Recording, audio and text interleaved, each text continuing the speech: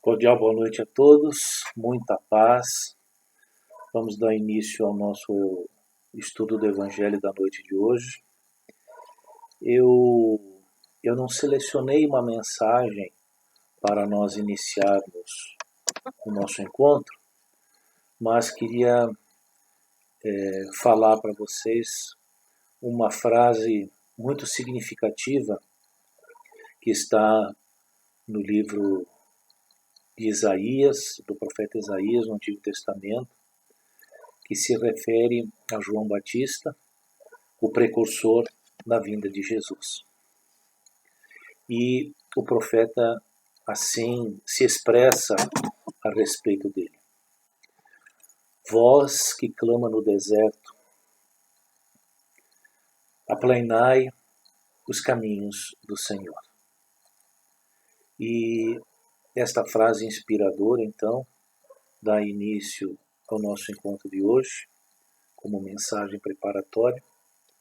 E eu convido a todos, então, a nos reunirmos em prece, rogando ao Senhor da vida, nos inspire nesse momento de reflexão, nos proporcione o entendimento necessário para conhecer, analisar esta figura tão importante da história do cristianismo, que é João Batista, o precursor de Jesus, e daí tirarmos algumas lições e alguns ensinamentos importantes para a nossa vida, neste momento de transição profunda e muitas vezes dolorosa pela qual nós estamos todos passando.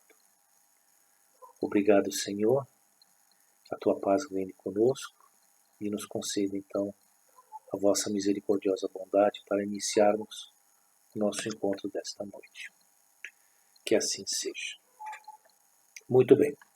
Em primeiro lugar, sempre acho importante e oportuno, né, nós entendermos o que significam certas palavras que a gente utiliza corriqueiramente nos estudos doutrinários e que muitas vezes a gente não tem um profundo conhecimento do significado delas, né? A primeira palavra seria então o tema, né, que foi retirado do livro Primícias do Reino, de autoria do espírito Amélia Rodrigues, psicografado pelo querido Divaldo Franco. O próprio título do livro, né, já tem uma frase que não é muito comum de nós ouvirmos, ou melhor, uma palavra, né, que é a palavra primícias, né? E a palavra primícias significa o quê? Então, seriam os começos, o prelúdio, né, o início, né? Então, primícias do reino são relatos que a autora espiritual Amélia Rodrigues faz sobre acontecimentos que anunciam o novo reino, que anunciam a chegada de Jesus, né? Os começos desta nova fase da evolução planetária que se dá a partir da presença física de Jesus entre nós.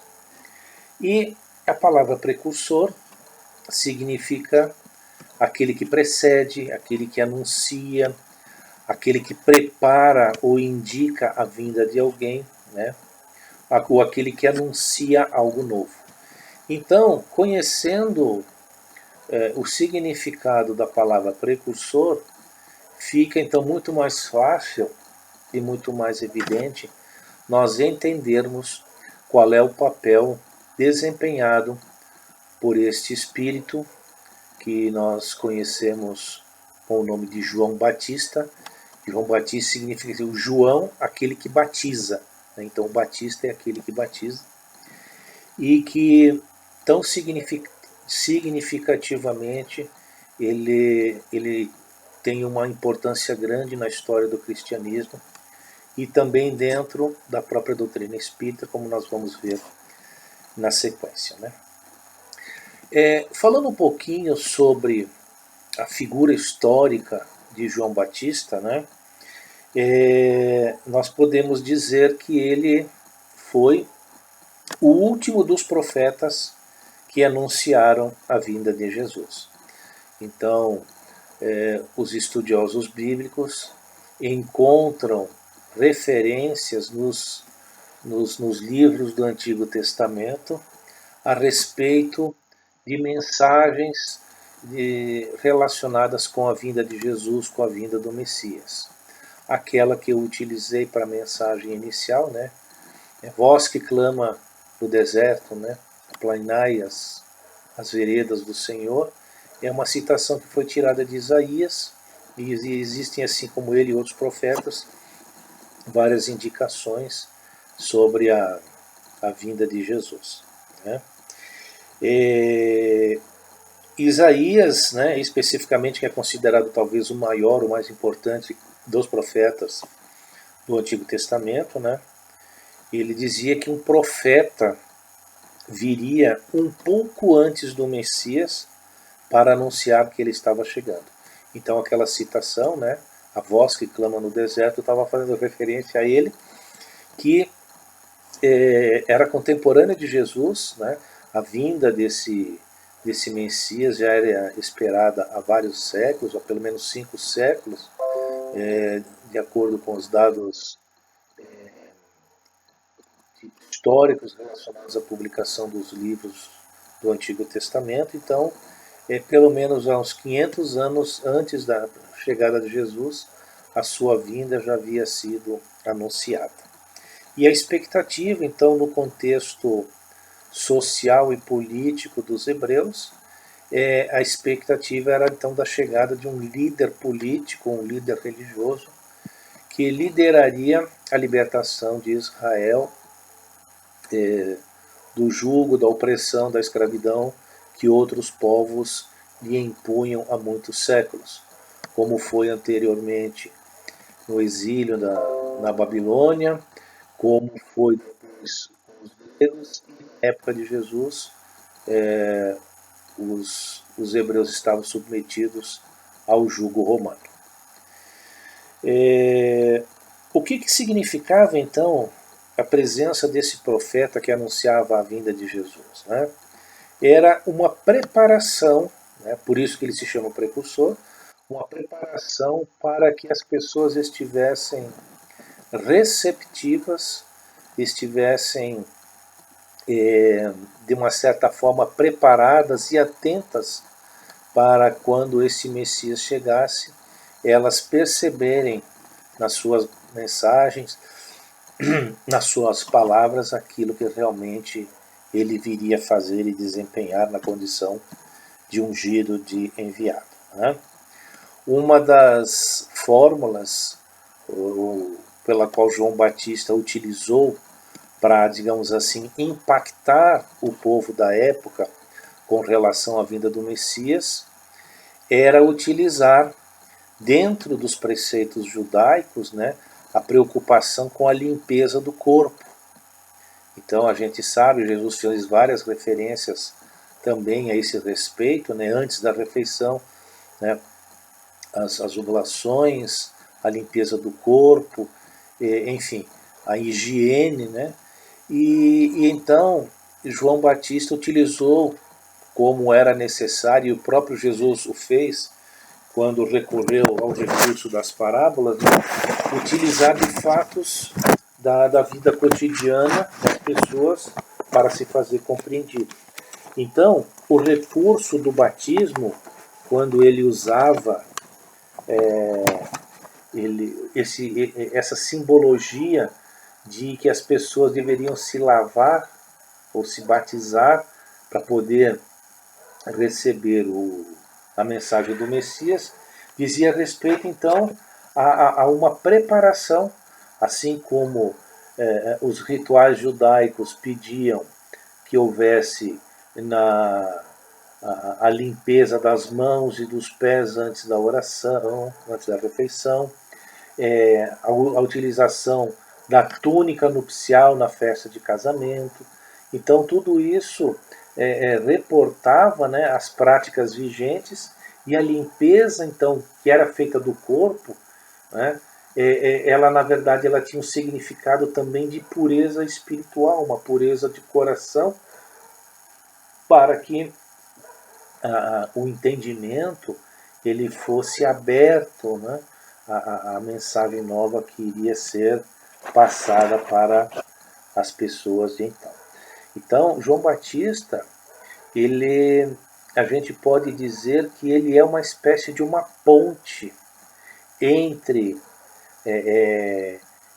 entre os profetas e a mensagem do Antigo Testamento e a nova mensagem através do Novo Testamento, através do Evangelho. Né?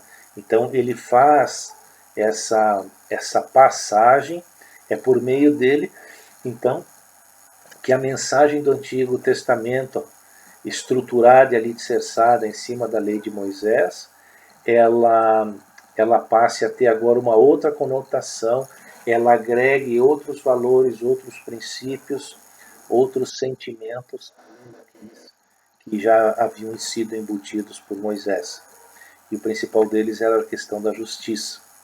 Então agora a justiça, ela, ao ser exercida ou ao ser praticada, ela se sublima e se transforma em amor.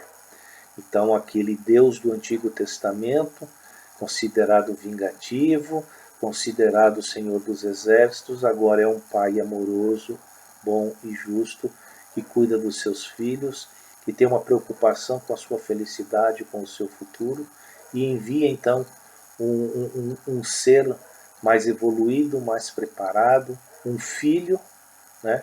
Um filho seu, um filho no contexto de que é alguém que exemplifica e segue os seus passos, as suas leis, né?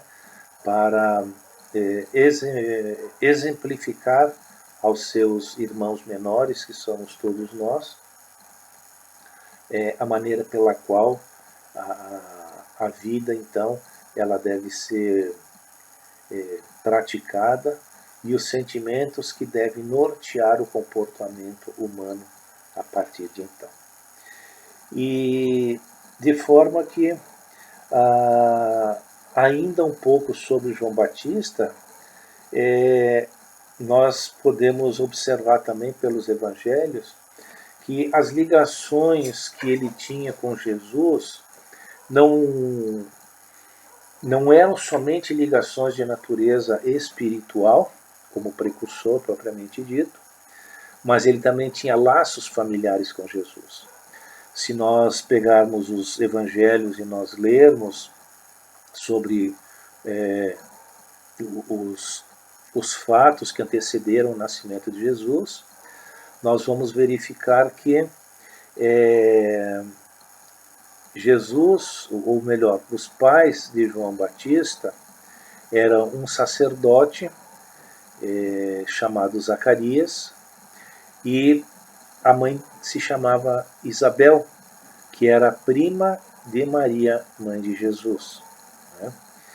Então, Zacarias era um trabalhador, um servo do templo, né? Um sacerdote do templo. Ele aguardava a vinda de Jesus, mas já em idade avançada, ele e a esposa não haviam recebido a bênção de ter um filho, o que para a sociedade da época era como se fosse uma espécie de castigo. Né? E um dia, quando ele foi ofertar colocar incenso no altar do templo, um ser espiritual lhe aparece e lhe afirma, né, que ele não se preocupasse, porque Deus havia ouvido as suas preces e as suas súplicas, e que ele teria um filho, né, e que este filho ele desse o nome de João. Né. E a surpresa por esta visão do ser espiritual foi tão grande que ele emudeceu aí, e essa voz retornou só após o menino ter nascido. Né. E aí então, quando de fato houve a gestação de Isabel aconteceu, né? Um pouco depois disso ocorre também, narrado pelos evangelistas, o encontro de outro ser espiritual a Maria anunciando que ela também seria mãe, né? E depois daqueles acontecimentos também ela foi se encontrar com Isabel, que já estava com a gestação um pouco mais adiantada, né? E aí então tem aquela passagem muito significativa também, né? Quando Isabel diz que o menino que se encontrava no seu ventre, ele se mexeu ao Maria se aproximar, né? E ela então declama faz a sua reverência ao menino que estava no ventre de Maria e que seria então o futuro Messias da humanidade, que João Batista iria então preparar os caminhos para a sua vinda. E João depois cresceu forte, também segundo nós lemos nos evangelhos, e para se preparar para a sua tarefa, para a sua missão, ele se afastou do convívio da família e da sociedade. Ele se isolou, foi viver no deserto, ele se vestia de uma forma bem rústica, com a pele de camelo, se alimentava frugalmente e dos recursos que estavam disponíveis ao seu alcance, né? Os gafanhotos, mel e coisas desse gênero, né? E aí então ele, sentindo aquele impulso de que deveria proclamar a vinda do Messias, ele então começou a bradar, fazer as suas pregações ao longo do Rio Jordão, utilizou então, como eu já falei anteriormente, o recurso do batismo, né? Quer dizer, como se, assim como a limpeza do corpo faz parte de um procedimento de higiene, né? Algo semelhante nós deveríamos fazer também para limpar a nossa alma, limpar a nossa essência, para receber a mensagem do Messias. E assim ele foi desempenhando o seu papel, foi bradando pelos dias ao longo né, no Rio Jordão e anunciando a chegada. Até que Jesus então surgiu diante dele, e eram parentes, eram primos, né? Se conheciam e Jesus então se apresentou para ser batizado por ele, né? E ele, num gesto de humildade, reconhecendo a grandeza de Jesus, diz: eu é que deveria ser batizado e tu vens até mim, né? E aí Jesus disse: por enquanto, faz isto, né? Para que se cumpram as palavras que foram profetizadas, né? E depois, tudo no tempo certo vai se mostrar como era, né? E aí, ao se submeter esse batismo como um sinal de humildade também e de preparação para a sua vida pública, João batiza ele e uma voz ecoa da espiritualidade, né, declamando que este era o Filho de Deus, né? Enfim, e aí então inicia-se a vida pública de Jesus, e João, que era, digamos assim, até aquele momento, a maior voz, a maior expressão de espiritualidade junto aos hebreus, a sua luz começa a se apagar para que a luz de Jesus comece a resplandecer. E a partir daí, então, nós temos aqueles fatos que também os evangelhos nos narram a respeito das críticas que João Batista fazia à conduta de Herodes Antipas, que havia desposado a esposa do seu irmão, estava vivendo com ela, né, de uma forma irregular, e fazia críticas a esse comportamento, né? E ato seguinte, então, isso causava um desconforto ao soberano, mas ele era uma pessoa pusilânime, uma pessoa fraca, de personalidade, e a esposa, ou a amante, como queiramos aí, né, incomodada também com as palavras, a forma com que João Batista tratava, numa festa, numa orgia, ela utilizou a própria filha para seduzir o rei, né?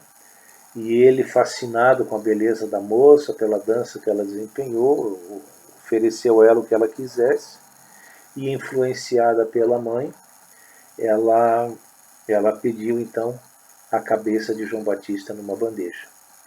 Ele foi aprisionado, ficou ao longo de vários meses na prisão, e a sua partida do plano terrestre, a sua tarefa como precursor, se encerraria por aí com a sua decapitação. É muito importante também nós levarmos em conta um fato em que mesmo João Batista, sendo um ser de elevação espiritual para os padrões do mundo naquela época, esse tipo de desencarne a que ele se submeteu também estava de acordo com a lei de justiça, a lei de ação e reação. Jesus, então, em outro momento que os evangelhos registraram, ao perguntar o que as pessoas diziam a respeito dele, quem era ele, né? E aí os evangelistas dizem, uns dizem que és um dos profetas, né? Uns dizem que és João Batista, né? E aí então Simão Pedro reconhece disso, né? Reconhece que ele era publicamente o Messias. Mas havia dúvidas também se João, né? Quem era essa figura de João, né? Também perguntaram a ele se é verdade que Elias iria vir antes, né? E ele disse que Elias já tinha vindo, esteve entre eles, mas eles não o reconheceram ou o maltrataram. E aí, segundo os evangelhos, diz que os apóstolos reconheceram então que era de João Batista a quem Jesus estava se referindo. Então, esses dois importantes fatos, né, mostram que, apesar da envergadura espiritual de João Batista, né, Jesus afirma que ele foi Elias, o profeta Elias do Antigo Testamento, que num arroubo podemos até dizer assim, de rigidez ou de fanatismo religioso, né, ele mandou sacrificar os sacerdotes de Baal, cortando-lhes a cabeça. E o mesmo destino ele teve na sua vida posterior, como João Batista, quando teve a sua vida também tirada através foi degolado, né? Então aí, apesar dele ser este precursor, a lei de justiça, a lei de causa e efeito se fez exercer sobre um fato do pretérito que ele precisava resgatar. Um outro ponto bastante importante, né, é que ao Jesus afirmar que João Batista era o profeta Elias do passado, Jesus também ratificou ou confirmou a pluralidade das existências, que era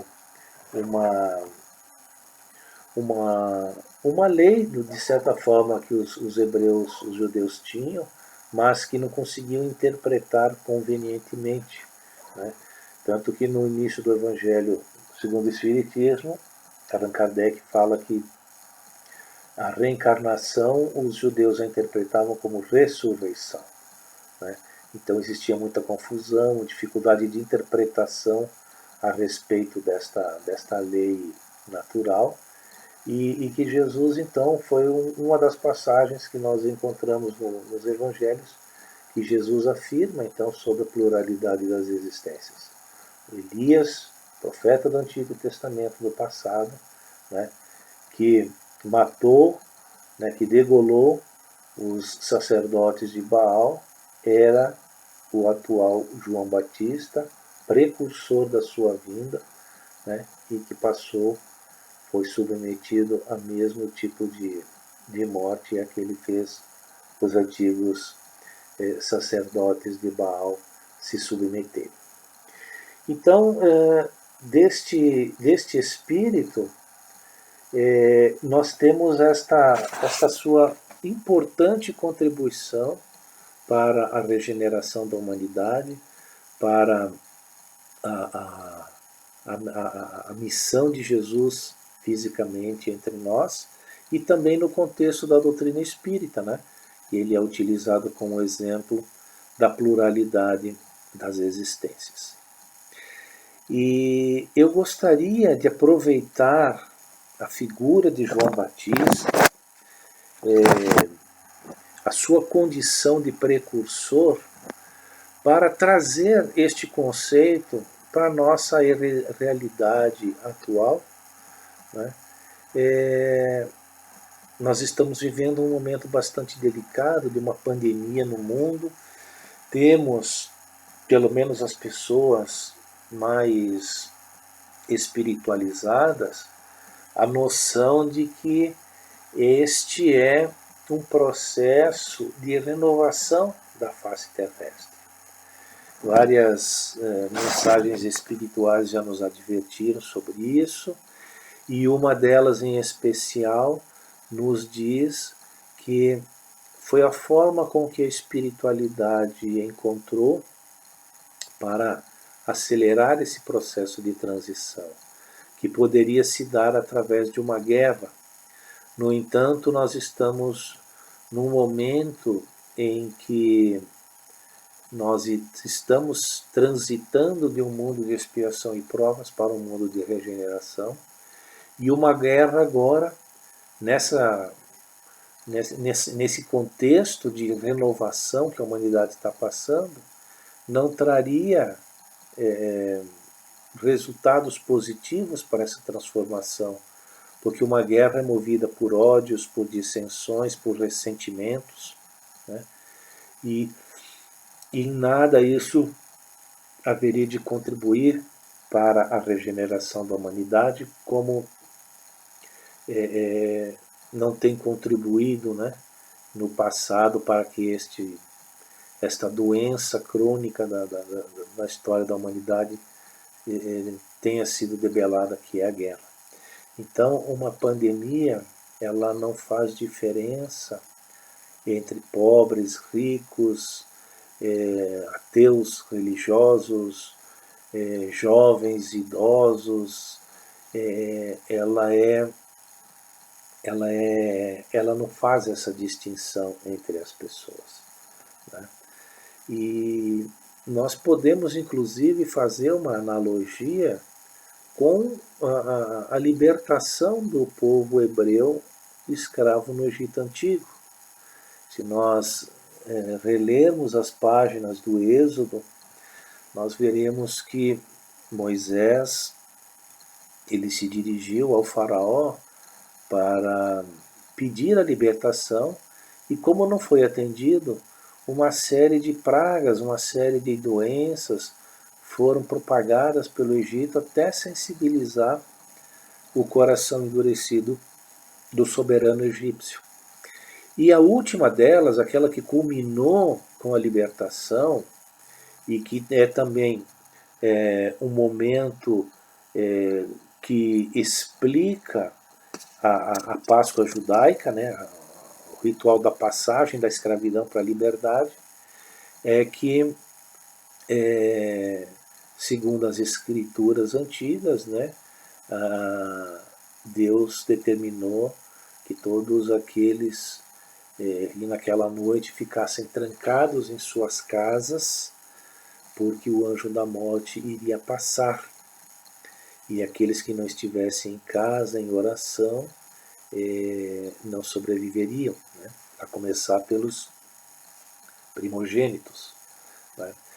E assim se deu, né? Até que o próprio faraó perdeu o seu primogênito e aí então foi permitido que os hebreus retornassem para Canaã, para a terra prometida. Considerando, melhor dizendo, que os escritos orientais sempre são envolvidos de uma linguagem tanto mística, essencialmente a gente pode dizer que a gente, de uma certa forma, está também vivendo um momento muito parecido com aquele da libertação dos hebreus no Egito. Eles, no contexto da época, se libertaram da escravidão para a liberdade. Nós estamos também passando por um momento que talvez seja a nossa liberdade, a nossa ascensão espiritual, um momento em que os alicerces deste mundo de provas e expiações começa a desmoronar e que a gente então está buscando os novos rumos para a nossa evolução. Nós podemos também considerar esta pandemia como um dos precursores deste movimento de transformação que o mundo está passando. Né? Assim como João Batista foi um precursor, né, que veio à frente para anunciar a mensagem de Jesus que viria logo em seguida, né? A doutrina espírita também teve os seus precursores, né? Várias personagens, vários eventos, vários fatos que antecederam a sua codificação, a sua sistematização por parte de Allan Kardec. Eventos esses ou manifestações espirituais que já existiam e eram abordadas pelos filósofos da antiguidade há muito tempo, em outras crenças no Oriente, né? Na China, na Índia, entre os filósofos gregos, mas que foi sistematizada depois somente no século XIX por Allan Kardec, aí antecedida, né, a codificação pelas mesas girantes, pelos fenômenos de Heidesville e por outros, digamos assim, profetas, né, do espiritismo, médiuns de vários efeitos que causaram espanto na sociedade da sua época. Então, cada fato novo, ele tem o seu precursor. Cada momento histórico existe um precursor que anuncia as mudanças que estão em curso. E nós podemos dizer então que, assim como João anunciou a vinda de Jesus, esta pandemia está prenunciando, né, é a precursora das mudanças significativas que se levarão a efeito daqui para frente, né? Da mesma forma como as revelações divinas, elas estão também associadas a cada degrau evolutivo que o planeta está passando. Pelo menos se a gente analisar isso dentro do nosso contexto de evolução espiritual e religioso. Né? Então, se nós pegarmos a codificação a respeito da evolução dos mundos, da escala espírita, né, nós veremos que Allan Kardec fala que os mundos primitivos são os mundos destinados às primeiras reencarnações. Né? E depois, dentro de um contexto de evolução, os mundos podem ser inferiores ou superiores, dependendo do grau de comparabilidade que se faça entre eles. Né? Mas considerando a Terra como um mundo inferior no aspecto da moralidade, nós podemos dizer então que esta inferioridade ela começa a ser trabalhada a partir da primeira revelação divina com Moisés, que a essência dessa revelação é a justiça. Né? Então, ao longo dos séculos, essa justiça ela começa a ser exercida com o seu rigor, com a sua rigidez, né? Até o momento em que nós podemos dizer que ela está associada a esta condição de mundo inferior. Quando o mundo passa da condição de um mundo mais inferior para o mundo de provas e expiações, né, nós temos então a chegada da segunda revelação, que veio por intermédio de Jesus. Então nós podemos interpretar também que aquelas palavras, né, o reino de Deus está próximo, quando se referiam à chegada do Messias, né, quando João Batista também falava isso, esse reino de Deus está próximo, significa, né, que a Terra ela vai começar a se aproximar de Deus, porque ela vai conhecer não só a sua justiça, mas vai conhecer também a sua misericórdia, né? E quando o planeta entra nessa fase de expiações e provas, é o conhecimento da lei divina, é o amor ao próximo, é o perdão das ofensas, né? É a fraternidade, é a caridade que vão permitir com que os erros do passado, ao serem resgatados, eles vão nos propiciar a ascensão espiritual. E o terceiro momento, então, que marca o outro estágio evolutivo do planeta, é a segunda vinda de Jesus, que para nós é a estruturação e a sistematização da doutrina espírita.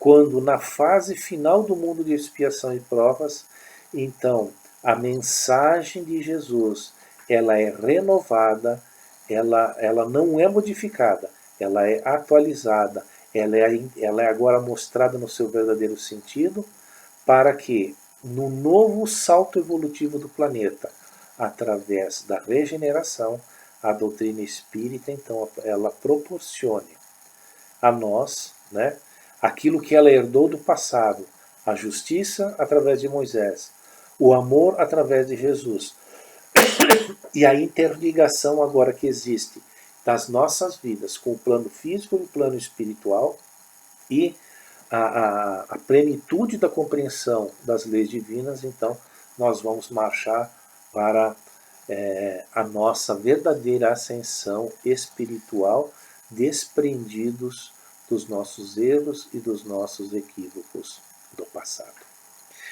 Então, queria encerrar a minha explanação na noite de hoje fazendo estas colocações, estas comparações, a começar pela figura de João Batista e mostrar também, né, que de uma certa forma, nesse mundo de expiações e provas que nós estamos vivendo, tentar vivenciar um modelo de vida que Deus nos propõe e que Jesus exemplifica, é, de uma certa forma também, como João Batista, nós somos vozes que clamamos no deserto dos corações humanos, né? Ele se afastou da vida da sociedade da época, né, para se preparar e clamava no deserto para planear os caminhos de Jesus.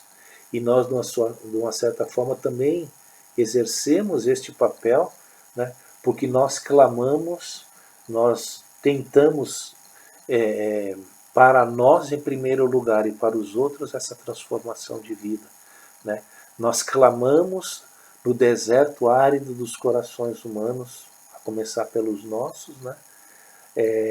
A preparação para essa transformação.